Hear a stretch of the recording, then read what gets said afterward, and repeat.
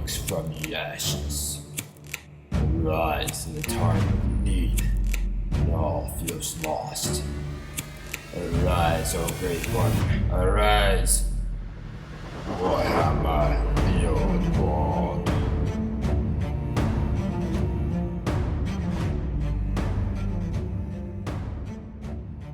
Hello everybody, today we're here to talk about Warhammer Old World. More specifically, is it doomed to fail?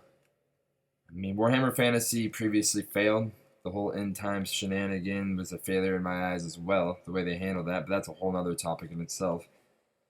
For as excited as I am, I have some big concerns, and I believe some other people have covered these topics before, but I really want to get into some of these. I believe, it can definitely succeed. It just all depends how Games Workshop sells and markets the game, especially on, handling costs of miniatures, size of armies, things like that. But if we detract a little bit too much, will it still even feel like we're Old World as well? Some of the biggest points I've ever seen is just competing with the other game sets they have, how expensive our army is going to be, and do people really want the large rank and flank games like before? Or is it going to be a completely different game? And if it is a completely different game, does it detract from nostalgia that everyone's, asking for basically with Old World? The biggest hurdle I would say Old World is facing is the fact that you have two successful game sets right now, that being 40K and Age of Sigmar. And actually, I'm forgetting about Horus Heresy. We can even treat that as another one on top of that. Those are three currently supported games, and if you want to include Middle Earth Strategy Battle Game as well, I mean, that's a fourth. And so, in terms of, pushing for a game and kind of having the backing behind it, will Old World have the backing to be successful as per se Horus Heresy's, I want to call it a re-release of older editions basically, for all the old heads, but just basically, will they have the time, money, and just overall support to really make this game even a success? Or are they riding the nostalgia wave, hoping, people from the past, people that have armies already, all the I guess you could say people really asking for it. But from my experience, I see a lot of, players that never even played Warhammer in their life, kind of like myself, but they see fantasy and they're like, wait, what is that? That's what really sparks them. And then, they go down this avenue and they find games like 40K and all that. I was just kind of wondering, will Games Workshop have the support? Seeing as, some games already go kind of unsupported for a while as it is, and they're always playing catch up and everything like that. That's just one of my biggest concerns, I would say, especially the popularity of Horus Heresy. It's just going to be interesting to see that. Another big factor the success of this game is going to be relying on is how expensive is this game going to be. And I say that because typically what we know from when I was thinking of Warhammer Fantasy, massive armies.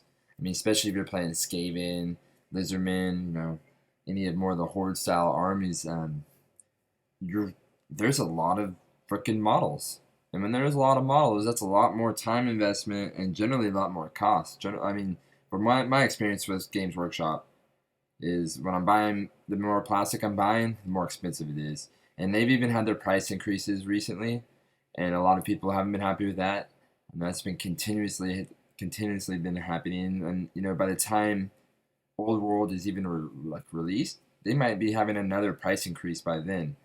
And what's the cost factor really going to be of this? Again, are they banking on majority of the players getting back into this and spending money, people with armies already? Which, at a cost point really doesn't make sense. But then again, are they banking on people wanting to spend tons of money on plastic? Plastic's not getting cheaper. It's only gotten more expensive.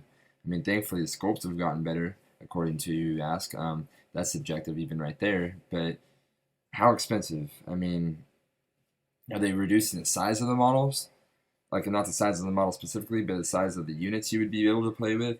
And in that case, are they changing the game set rules then and everything? A lot of questions there, but just a big point to just or I haven't really seen floating around. How much is this really going to cost? It isn't going to be full plastic, or we're going to do kind of the same thing for what we had for Horus Heresy originally. A lot of special things through Forge World, and basic stuff that's plastic, or is it going to be mostly I don't know. Just there's a lot of what ifs with it. I might just the biggest overall just arching question comes down to what's the cost going to be. Besides cost, really, one of my final points comes down to do people really want large rank and flank games still? I mean, there are games out there that are rank and flank that are popular and gaining more popularity too to this day, like Parabellum. I know that Game of Thrones is a miniature game is a rank and flank. I'm forgetting a specific name for it since I don't play that game. But I know one of the biggest sticking points of Warhammer Fantasy back in the day was how large armies were and how long games take. And albeit some of that, a lot of that, you can say, was the amount of rules, way too many. But there's also, in my opinion, in some cases, there can be way too many models. And that can contribute to the overall time that games take. Even you see that case even today with larger 40K games. Some games just go, in my opinion, way too long. I don't have time, and I know some people do. And sometimes I do have 5 or 6 hours to play a game. But are we looking for that? When they release Old World, or are they streamlining the rules? And if they streamline the rules, how much are we detracting from the original game? Is it going to still feel like Warhammer Fantasy, or is it going to look like Warhammer Fantasy, but feel like New or Old World? Sorry about that, Old World, whatever that is. That's one of my biggest concerns with that. I'm very excited, but at the same time, time is more of the essence than it ever has been, and it's just, do we really want that, or is it all nostalgia copium kind of overwashing us and just being more like, kids waking up on Christmas morning? In the end, Warhammer The Old World can definitely be a success. It all just comes down to how Games Workshop handles and utilizes their tools, and how they support the team backing Old World as well. In regards to their financial success, they have more than enough money to put into the game, more than enough resources, I would say. Printing miniatures has only gotten easier as well. And maybe we'll see it come down in terms of cost. Maybe the game won't be as expensive. Maybe we'll see the fact that everything is going to go into everything is going to go into plastic, and it's going to be cheaper. They do more box sets now. That's kind of how you do get a lot more value for your dollar going through Games Workshop nowadays, is buying like their 40K box sets and AOS box sets, things like that. So perhaps we'll see the game more kind of marketed in that way, where it will be a little bit more cost effective, especially for new players getting in with like army box sets and things like that.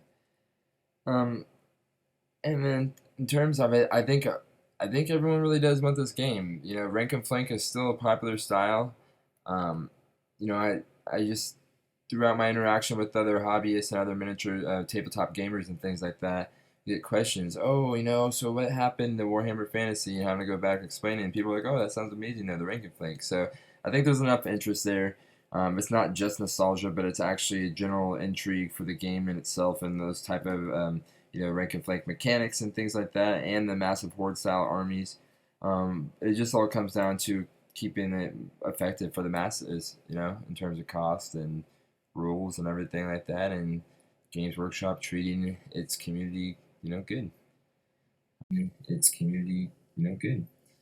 In the end, I just hope this game is a success. I want to see Warhammer Fantasy come back. It's the game that got me into miniature painting, tabletop gaming, all of it.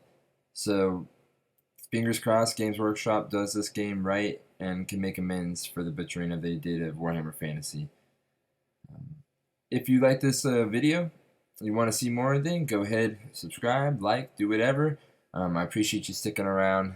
I'm definitely going to have more of these coming out soon. This is kind of just more of a babble video. It's here for you guys to kind of give your thoughts on everything too. Opinions, differences, whatever you want to say in the comments. I'm here for it. But yeah, let's talk some Warhammer Old World.